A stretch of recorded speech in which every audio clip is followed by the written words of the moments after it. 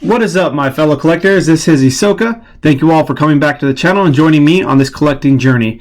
So today's video is a new one that I hope will become a series, and that's something that you all enjoy and get a different perspective of. So on this channel, I've shown, pack weighing, box openings, pack openings, card submission, card purchases, PSA returns, and then I've also shown collection purchases as well. So what I haven't really shown is a sale video, but not in the terms of what most people are used to, or at least back in 2010 to 2016 timeframe, where you make a video and be like, hey, look guys, I have these cards for sale. No, this is going to be videos talking about my sales. Hopefully do them once a week to update you guys on, how do the sales go? How do I turn those purchases that I showed you and that I talked about, with the strategy and the plan and what I expected for a sort of return from it, and then show you the actual returns as they're happening. So that's what today's video is. I got 70 EX series cards in, and I put them on Instagram with the story, and I actually got a few offers and some sales before I had a chance to put them on eBay. So that's actually tip number one, is have an Instagram, have some sort of social media where people can ask you about a card that you have and try to purchase it before you've got to do the work of setting up the camera. So I've got, 100 cards or some extras that I didn't, that I haven't started selling yet up until this point. And so, you've got to set up your camera, your lighting, and whatever you want to do for your eBay setup. Then you've got to make the listings, do research. So if you can have somebody that comes to you with an offer before you have to do all of that, that makes it easier. Because I imagine most of you aren't doing this full time. Most of us aren't going to be Rusty or James from ZNG. Most of this is going to be in our spare time. So that time-saving portion of it is really helpful. So I'm going to be taking pictures after this, and then at some point I'll put them up on my eBay. But these were the sales that I had within less than a week of my PSA returns coming by. So I'm going to go ahead and show them and talk a little bit about the prices. So this right here is, let's see if I can count and do math, 5, 6, 7, 8, 9. So these are 9 cards out of 70 that sold. And this total EX series return cost me about $3,700 with all of the cards and grading fees associated with it. And this right here more than covers that submission cost. So after this, everything else is essentially pure profit. So let's go ahead and get into some of the sales. So I had somebody pick up 4 cards. Hopefully they'll put it on their channel. I don't know if they wanted me to share who bought it, and most of the stuff I can talk about. There's not too many cards that I sell that are, very high-end cards that people don't want to talk about. So I sold a stack of 4 EX Series cards for $875. So Jirachi from Crystal Guardians, Scizor, or Skyzor, however you want to pronounce it, so many ways. Apparently I even pronounce the name Hisoka. It's Hisoka, but I really don't care. Yeah, there's so many different ways to pronounce it. Metacham right here is another card. I think I'm missing that in a 10. And Meganium. So out of these 4, I actually thought this one would get a 10, considering it was from the sealed EX Master Deck collection for Unseen Forces. They had 5 theme decks in total. They had the 2 regular ones that everybody is used to, and they had 3 EX Master Deck collection boxes that had each one of the starters with the EXs on it. So that was, I think I paid about $75 actually for most of those, and so selling it for 200 something is a good deal. Plus you get pack fresh cards in it. This one here is Team Rocket Returns Hitmonchan. I only got 5 PSA 10s out of this submission. This is an awesome card and the lowest pop of Team Rocket Returns. Fantastic condition. This set is known for its curling and twisting and then fraying or silvering on the edges, kind of like Jungle. Jungle's the most notorious for that condition issue, but Deoxys and Team Rocket Returns were also very notorious for it as well. Probably even worse than Jungle, just because the cards would start to peel all throughout. So that card sold for $1,500. Here is Rocket's Suicune. This one was actually partial trade, kind of valued at about $1,600. I would have hoped to have gotten $2,000 out of it, but it went to a friend and I got a card for the collection. So yeah, it was a good sale, and I already have one for the collection that has a swirl in it. So I'm very happy with it. Very, very clean copy. And then here I sold a small batch to a PSA 8 collector. And this is something I never thought about before. PSA 8s weren't really something that you sent off to get graded. It was either 10s or nothing. If it got a 10, that was great. If it was a 9, you just auctioned it off or threw it in a bin somewhere and forgot about it. 9s were just, it was just a loss basically at that point. But even with 8s on these, this was about a $70 card, and this sold for $220. And so that's obviously a close to $150 profit. Some cards you get better luck with than others. And then this one, Regice from Emerald, off center, top to bottom was kind of the big issue there, along with normal condition wear. And that sold for 100 and I sold the whole thing for 150, 160 or I think I sold the whole thing for like 160, $170 between these two cards here.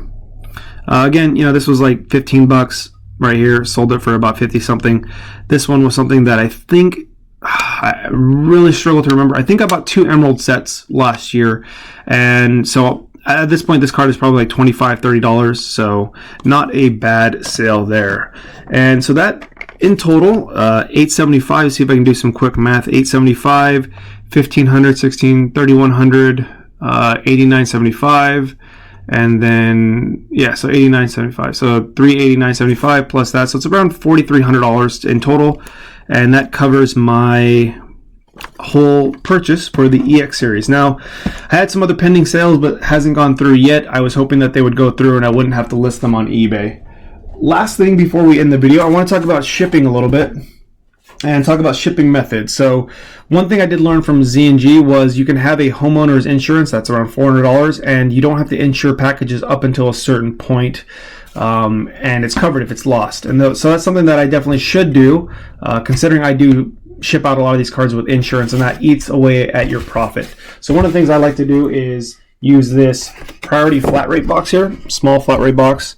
Fits quite a few PSA cards, and it costs about $8.75. I think it's about $8.75 to ship, so you can insure it to around $1,000, and there's plenty of space to include bubble wrap when you're doing it as well. So obviously this, I just roll the card in it, wrap it up a little bit, and cut it from here up, and I get 2 cards that I can wrap like that. But my preferred method to ship most of these cards, as most of them aren't going to be high value. So we have a Fire Red Leaf Green PSA 9 Blastoise, and so obviously put this in a card sleeve, the PSA sleeve. I don't have them in there now just because I'm taking photos. It's a little easier to get the hollow and the condition to pop, and I don't want to have to take better pictures later. So I try to do that with one step and not have to do it with a bunch of others. So here, let's see if I can back this up. Alright, so what I do is I normally just take the card and I shove it all the way in the bottom. I wrap it with 2, let's see, I have them here. I usually end up sandwiching them between 2 pieces of cardboard. Somebody sent this to me like this. Kind of a cool idea. A little more effort than you have to go through right there for protecting your cards. But yeah, just sandwich the PSA card in between this, put a rubber band on it. Don't use tape. Tape is it's annoying. So I just wrap it in tape, this way, and then one over the other way. Shove it in here, fold it over,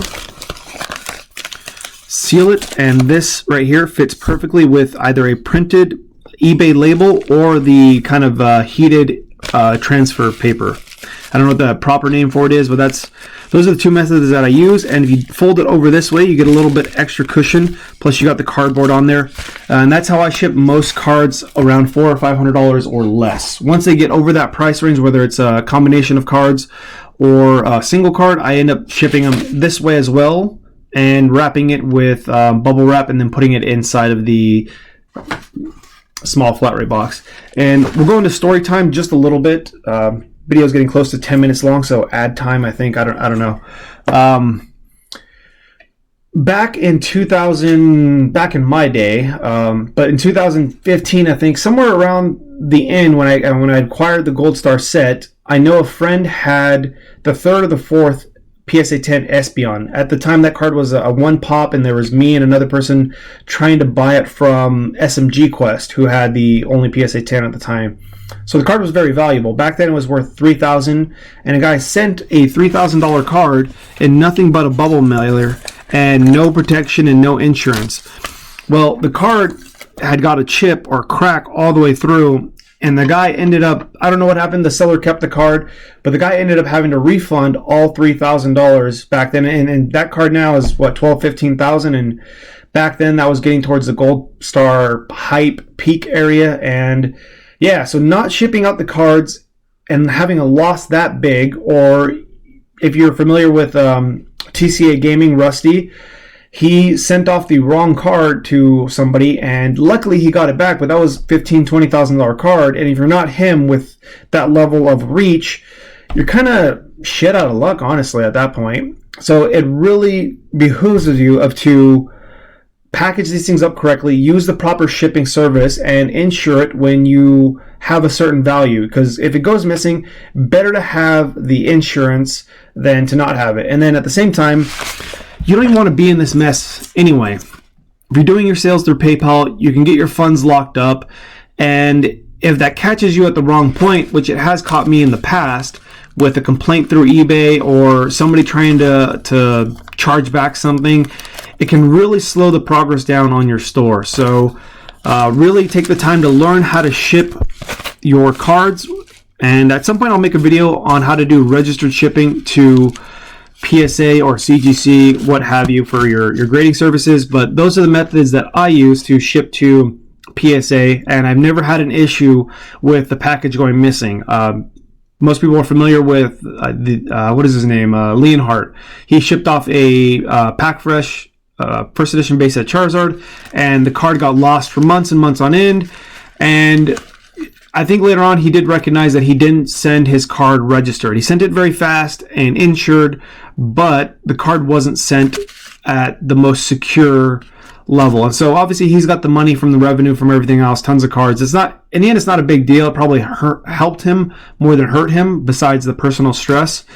But for most of us, losing a card like that would be detrimental to your progress with your collection, or even make you stop entirely on its own. So, really take that time to learn how to ship, and, make sure that your orders are correct, because you don't want to send it off to the wrong person. And you definitely don't want the card to get damaged and have to refund it and be out. So that's my guide or information, little tips on selling. Hopefully you guys enjoyed that, and this is showing you guys the progress that I'm making towards building my collection, and once that's reached, maybe turning this into a second income sort of thing. So thank you guys for watching. If you guys enjoyed the tips, leave the video a thumbs up. If you guys enjoy the content, subscribe for more videos, and catch you on the next one. Peace.